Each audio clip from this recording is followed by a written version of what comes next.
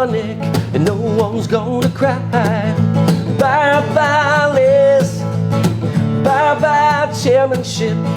Hello, loneliness. I feel like I could sigh. Bye-bye, LC, bye-bye.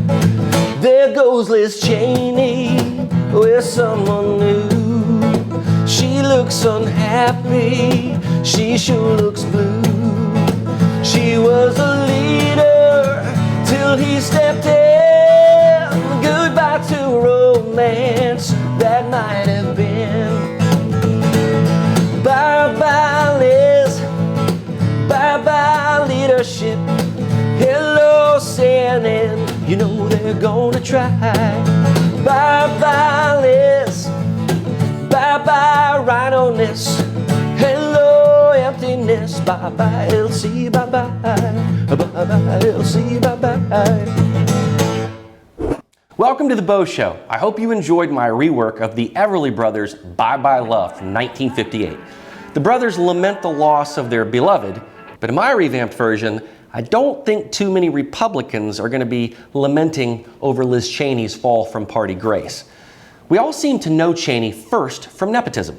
Her father is former Vice President Dick Cheney, who, remember, got us involved in the Iraq War, a war which in hindsight seemed unnecessary and part of the nation-building strategy that is, well, it's proved to be less than effective. The endless wars in the Middle East have been costly to us, both in money and in American lives. So Cheney has the last name and is the only representative from Wyoming. So she was a shoo-in for the spot.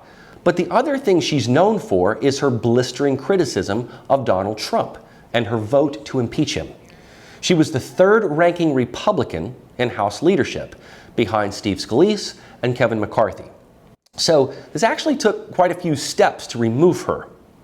Democrats and the media, or well, shall we say the Dem media complex, applauds anyone who goes against Trump. So they have fixated upon this. Mind you, these are the same people that hated her father. So leave that to hypocrisy. But they love Liz Cheney for bucking the system, or anything that can fracture the GOP from retaking the House and Senate in 2022, which is likely to happen given horrific policies by Biden and his party. With inflation, gas prices, high taxes, and a spending spree, I don't think it'll be too hard. But Cheney poses this glimmering opportunity to create friction, especially since we don't really know how Trump plans to engage in the midterms and thereafter. But I want to try to do a post-mortem on this because most people don't know much about Liz Cheney. And in order to understand her ouster, we should look at why it happened. Liz Cheney came to Congress in 2017. But previously in 2009, she and Bill Kristol founded Keep America Safe, a nonprofit to advance foreign policy of the Bush-Cheney administration. She's what you call a neocon, which largely refers to her stance on foreign affairs. And she was highly critical of Trump foreign policy. She worked a great deal in the State Department in Near East affairs. She also headed the Iran-Syria Policy and Operations Group, started in 2006. That work bungled whatever they were trying to do, and it disbanded that very same year. And if you hear the words Iran and Syria, especially in recent times, would you even think that we had done a single thing that kept those nations in check? That is, well, until Trump came along. She lost a Senate bid in Wyoming in 2014 to Mike Enzi, which is perplexing considering her nepotism and the Cheney name. According to 538, Cheney supported Donald Trump's policies in 93% of House votes. That's very high. Cheney has defended Anthony Fauci, who is just, a smorgasbord of controversy and hypocrisy, including his double masks, his double talk, and his NIH's funding of the Wuhan Institute of Virology through subgrants. I will likely tackle that subject on a future show because you need to be aware of it. After Eric Swalwell was found out to have a relationship with a Chinese agent, Liz Cheney said the following, quote, "The extent to which the Chinese Communist Party caused COVID-19 to be spread around the world has really shown a spotlight on the nature of that regime and has really focused the attention of not just people in the United States, but our allies around the world on the threat that they pose. and how important it is we protect ourselves by moving supply chains, by ending our dependence on the Chinese government, end quote. Now, on this statement, I have to say, I very much agree with Liz Cheney. It may be her hallmark statement, albeit in words only, because we know the threat that the CCP poses, especially in terms of biological weapons and the desire to destroy the United States. According to The Atlantic, she has described herself as a Trump loyalist. However, on January 12, 2021, she announced she would vote to impeach Trump for inciting a riot. As a result, Representative Jim Jordan called for her removal from leadership.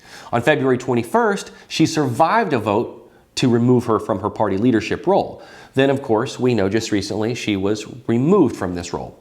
Trump has bashed her for her policies towards Iraq and Afghanistan and endless wars. So really, this has been a rather swift fall from grace.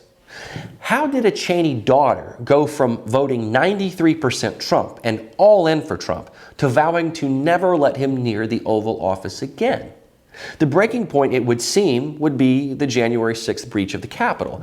But is that all there is? Or was it just advantageous of her to ride the Trump train until it became an opportunity to embark on her own? Like the Lincoln Project did, like Bill Kristol did, like Mitt Romney and Paul Ryan did. Was this her moment? Was it truly from a constitutional principle that she did this? It's hard to say, because politicians will blow whichever way the breeze blows. And if Cheney is supposed to be for party unity, she's actually creating a fissure. And now that the foreign policy differences are so stark, we can see a much bigger picture. Trump kind of had a bring the boys home, let the Middle East fight its own battle stance. Whereas Cheney, like her father, wants an endless presence and trying to force democracy on 2,000-year-old warring nations that owe more allegiance to their Islamic sect than their nation. Things like Shia, Sunni, etc. Look at Israel and Palestine right now, launching rockets at each other. This is nothing new. Iran has proven to be very unreliable, and if it weren't for Trump taking out Soleimani and also dropping a few hints on Syria to send Russia and Assad a message, we would have had far more activity in that region for the past 4 years. And even in spite of Liz Cheney's keen comments about the CCP in China, what did Cheney do about that? Where is the legislation? I looked up what her legislative activity was in Congress.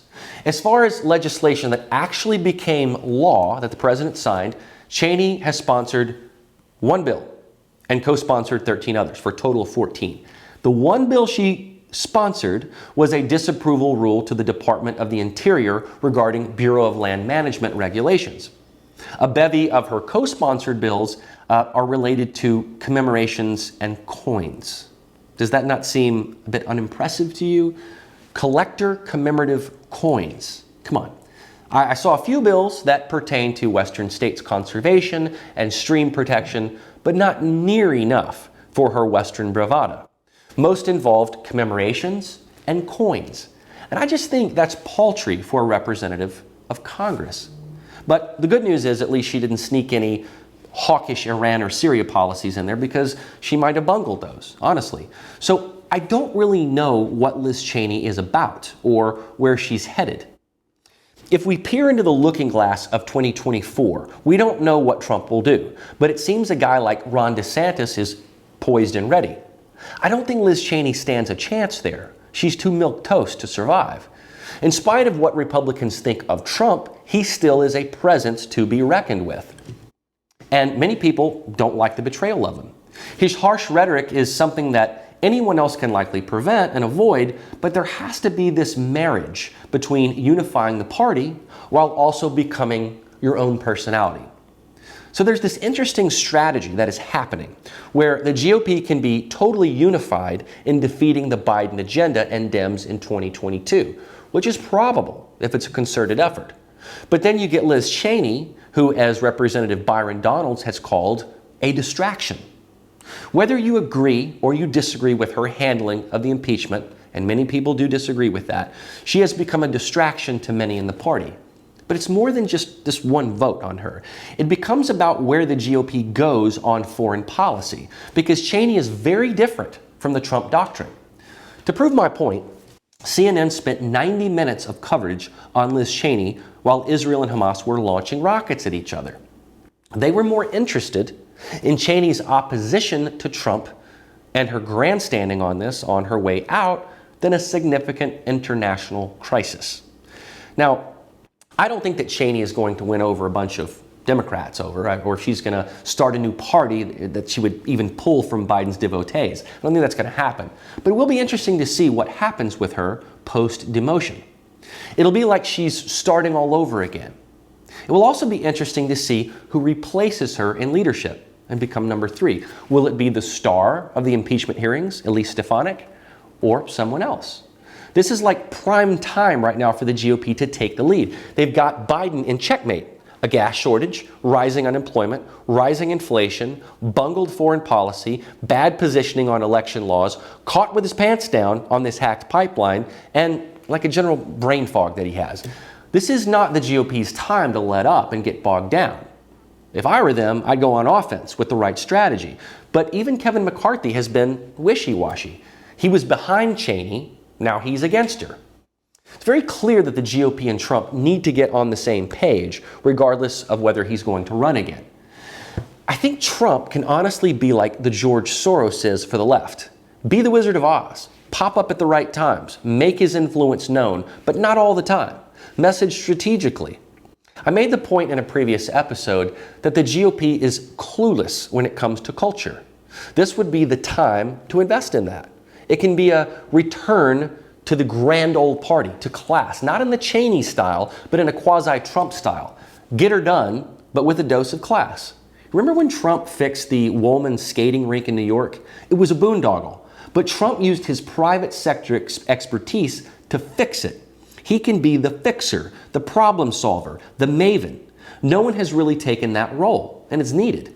MAR-A-LAGO in Florida can become a cultural haven, a mecca of sorts, not just for people to, rub elbows, but for real change. And you know what? Maybe Cheney needs to step up to the plate and ask to meet with Trump in Florida. Let bygones be bygones and figure out how to work together. I recall when Ted Cruz, Ben Carson, Chris Christie, and Trump did this in 2016.